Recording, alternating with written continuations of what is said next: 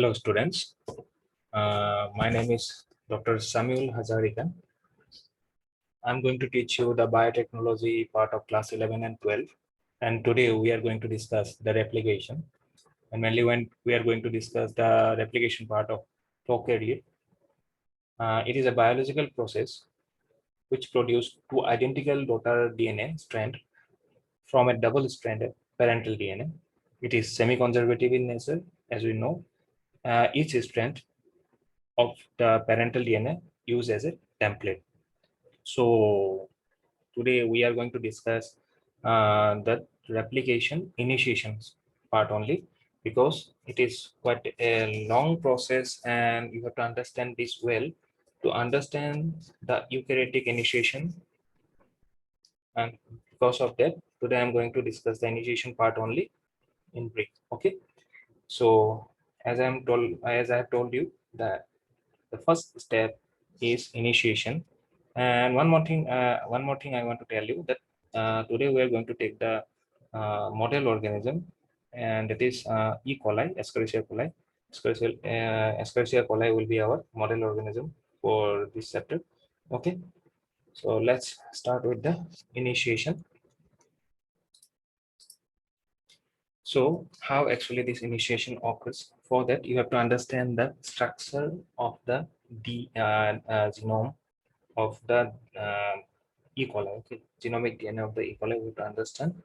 Then only we can understand how it happens. Okay, so you can see the structure here. You can see the double-stranded structure of E. coli, DNA structure of E. coli. Okay, so the main two part, that is first one as the replication recognition site. This is the RRS. And the second one is the origin of replication, which is also called ORIC. So हम लोगों को ये दोनों site के बारे में समझना बहुत जरूरी है. First thing is the replication recognition site and the second one is origin of replication. अब होता क्या है इसमें, इसके बारे में हम डिटेल में मैं आपको बता रहा हूँ. The replication recognition site, it contains 9 nucleotide of DNA sequence. ये जो डीएनए सीक्वेंस है यहाँ पे आपका 9 न्यूक्लियोटाइड यहाँ पे होगा, ठीक है. और ये 9 फिर रिपीट होगा कुछ दूर जाके यहाँ पे, ठीक है. जैसे कुछ दूर जाके डीएनए में आप डाउन स्ट्रीम जो होगा, डाउन स्ट्रीम में कुछ दूर आगे बढ़ के फिर ये 9 सीक्वेंस रिपीटेड होता है और कुछ दूर जाके फिर से यही सीक्वेंस रिपीटेड होता है. तो these are the repeated sequences of nucleotide, ठीक है. तो ये डाउन स्ट्रीम आगे बढ़ता जाएगा और ऐसे रिपीटेड 9 करके होता है. तो ये this part is called replication recognition site. तो इस साइट को रिकॉग्नाइज करेगा जब कोई एंजाइम, तभी जाके रेप्लिकेशन स्टार्ट होगा, ठीक है. This is the replication recognition site. तो इस साइट का इंपॉर्टेंस क्या है मैं आगे जाके थोड़ा बताने वाला हूँ, ठीक है. तो इससे पहले हम अपस्ट्रीम थोड़ा जाते हैं और अपस्ट्रीम में हम देख रहे हैं फिर से ऐसा ही सीक्वेंस 13 न्यूक्लियोटाइड का एक सीक्वेंस है यहाँ पे. फिर उस दूर आगे जाके फिर वही सीक्वेंस यहाँ पे रिपीट हो रहा है, फिर आगे जाके फिर रिपीट हो रहा है.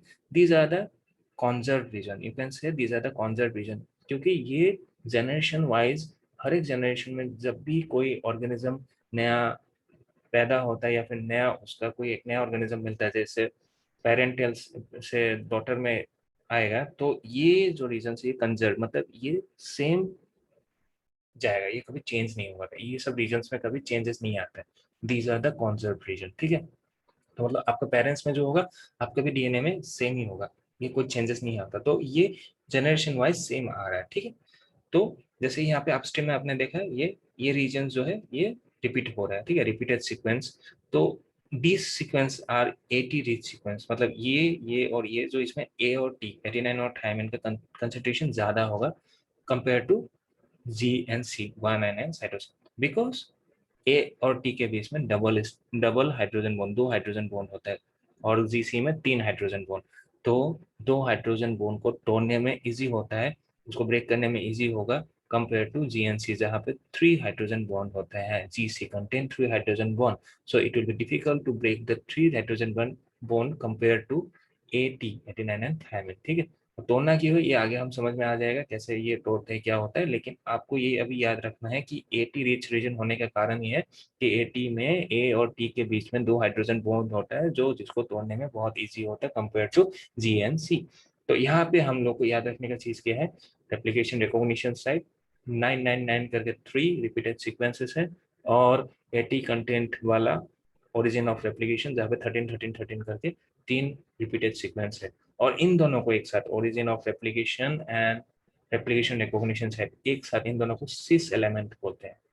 This is also called cis element, ठीक है।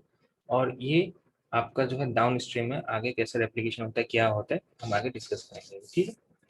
तो आगे बढ़ते हैं। सो सपोज ये आपका डबल स्ट्रैंडेड डीएनए हुआ, ठीक है। ये सपोज डबल स्ट्रैंडेड डीएनए हुआ, यहाँ पे RIC है, यहाँ पे RRS है, ठीक है, मतलब origin of replication and replication recognition site है। तो यहाँ पे जब प्रॉपर एंजाइम काम करेगा तो ये दोनों जो जगह है, ये जो एरिया है, ये हो जाएगा ऐसा। तो सपोज ये डबल स्टैंड डीएनए, ये भी डबल स्टैंड, तो यहाँ से ये बबल फॉर्मेशन कर गया, ठीक है। ये आपको दिख रहा होगा, ये बबल फॉर्मेशन कर गया, तो ये जगह खुल जाएगा ऐसे, ठीक है। तो this is called replication bubble, तो ये ओपन हो जाएगा, ठीक है। तो फाइनली आपको जो डीएनए है आपको ऐसा दिखेगा, जो बैक्टीरियल डीएनए है आपको ऐसे दिखेगा, ठीक है।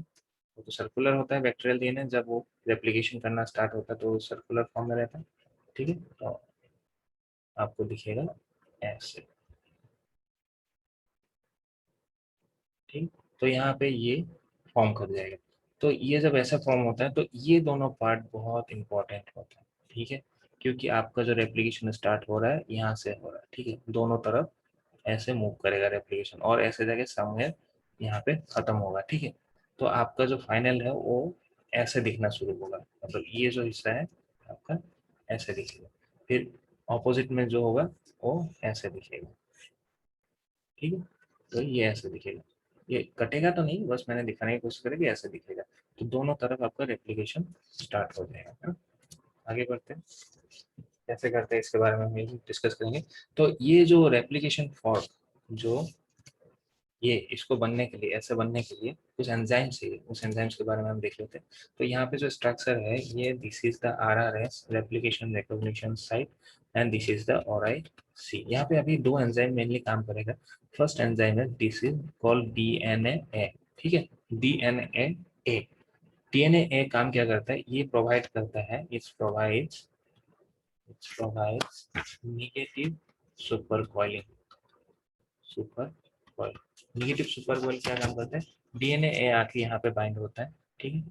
यहाँ पे आगे ये है DNA, आपको ग्रीन कलर का जो दिख रहा है ये दिस आर द DNA है। तो ये होता कैसे, एक्चुअली मैं आपको बताता हूँ। जैसे आपको मैंने बताया कि ये DNA, जो बैक्टीरियल DNA, जिनोमिक DNA, वो सर्कुलर फॉर्म में होता है ना, सर्कुलर फॉर्म में होता है। लेकिन जब वो बैक्टीरिया के अंदर होता है साइटोप्लाज्म, तो उसका एनवायरनमेंट के कारण वो उस ऐसे इस तरीके से ऐसे एंगल होगा, ठीक है। तो इसमें काफी टेंशन टेंशन होता है। तो इस टेंशन को दूर करने के लिए क्या करते हैं, DNA आपका वहां पे जाके एक्टिवली पार्टिसिपेट करता है, एक निक प्रोड्यूस करता है, निक मतलब कट करता है, एंड जो उसका टेंशन है इसको रिड्यूस करता है, रिड्यूस टेंशन, ठीक है।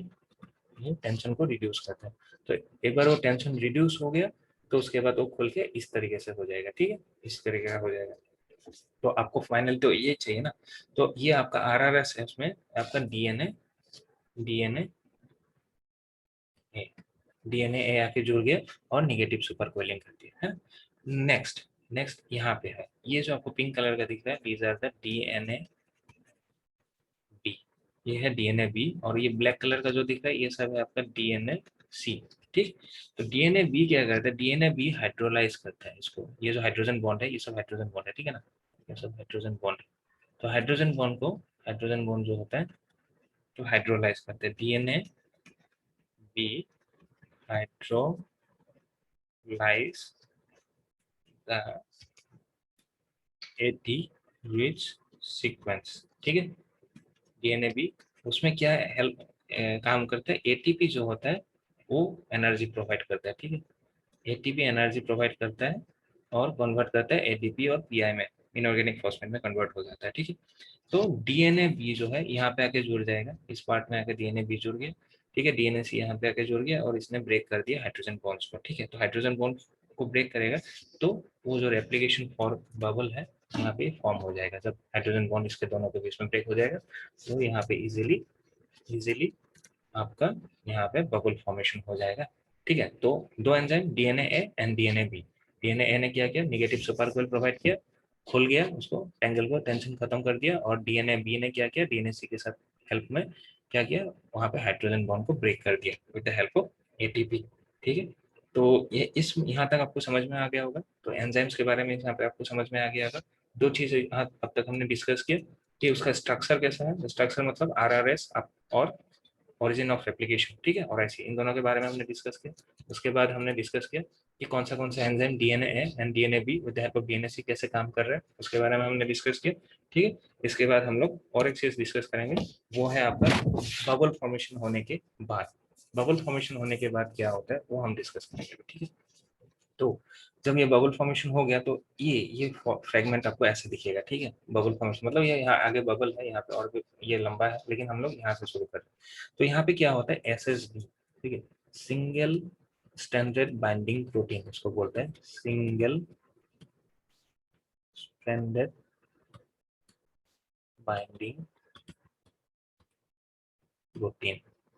ठीक है, these are the proteins enzyme. ठीक है, यहाँ पे आके जुड़ जाएगा एसएसबी। ठीक है, यहाँ पे क्यों जुड़ता है मैं आपको बता रहा हूँ, उसको ऐसे जुड़ जाएगा। ठीक है, इस स्ट्रैंड में भी जुड़ेगा।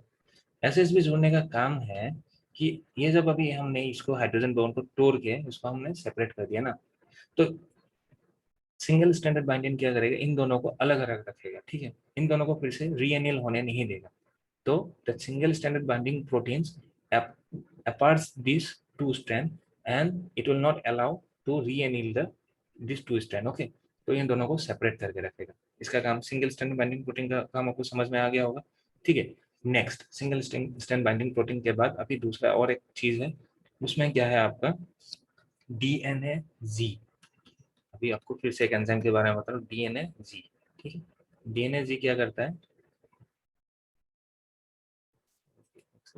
ठीक है, डीएनए जी क्या करेगा, डीएनए जी का काम है आपको यहाँ पे इस एरिया में, ये एरिया जो है यहाँ पे RNTP को आके जोड़ना, मतलब राइबोन्यूक्लियोटाइड, राइबोन्यूक्लियोटाइड। ठीक है, राइबोन्यूक्लियोटाइड, यहाँ पे राइबोन्यूक्लियोटाइड को लाएगा कौन, डीएनए जी लाके यहाँ पे 5 या 6 न्यूक्लियोटाइड को जोड़ेगा, and that thing is called primer,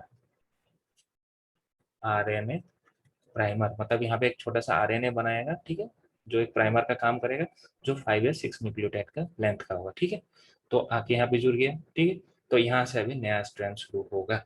तो नया स्ट्रैंड शुरू करने के लिए इसको जोड़ने के बाद क्या होता है, डीएनए पोलीमरेज 3। पोलीमरेज, हाँ, इसका फुल फॉर्म पॉल बोल कर लिखा हूँ, लेकिन इसका नाम है पोलीमरेज। तो DNA polymerase will come over here, ऐसा आएगा, और यहाँ से फिर इस तरफ मूव करेगा, और ये पूरा डीएनए स्ट्रैंड का कॉपी बनाएगा। ये जो कॉपी है रेड कलर का, पूरी this is the copy of this DNA. तो नया स्ट्रैंड यहाँ पे बनना शुरू हो गया। ठीक है, तो ये हो गया आपका कैसे काम करता है, एक नया डीएनए स्ट्रैंड कैसे बनता है, इनिशिएशन कैसे होता है, इसके बारे में हम लोगों ने यहाँ पे डिस्कस किया। ठीक है, यहाँ पे दो चीज आपको याद रखना पड़ेगा, both the strand prime equally, मतलब यहाँ पे जो है प्राइमर लगेगा, तो इस स्ट्रैंड में भी प्राइमर ऐसे ही लगेगा। ठीक है, लेकिन क्या होता है, जो पॉलीमरेज एंजाइम है, न्यू स्ट्रैंड में जब होगा, न्यू स्ट्रैंड में वो 5' to 3' डायरेक्शन में ही वर्क करेगा। मतलब ये आपका पॉलीमरेज एंजाइम यहाँ पे जुड़ गया, और आपका नया स्ट्रैंड 5' ये है, तो इस तरफ वो मूव करेगा, पॉलीमरेज एंजाइम इस तरफ मूव करेगा। लेकिन इस स्ट्रैंड में this is called lagging strand and this is leading strand. ठीक है, नाम याद रखिए, लीडिंग एंड लेगिंग। तो लेगिंग स्ट्रैंड में ये थोड़ा उल्टा काम करता है, यहाँ पे नहीं जुड़ के वो ऑपोजिट डायरेक्शन में यहाँ पे जुड़ गया। तो यहाँ पे कुछ प्रॉब्लम्स आता है, जिन प्रॉब्लम को हम इलोंगेशन जो पार्ट है उसमें डिस्कस करेंगे। आज इनिशिएशन में इतना ही है, इससे ज़्यादा और इनिशिएशन में कुछ ज़्यादा डिटेल में जाने की जरूरत नहीं है। नीट पॉइंट ऑफ व्यू से अगर हम देखा जाए तो इतना एनफ है। ठीक है, थैंक यू।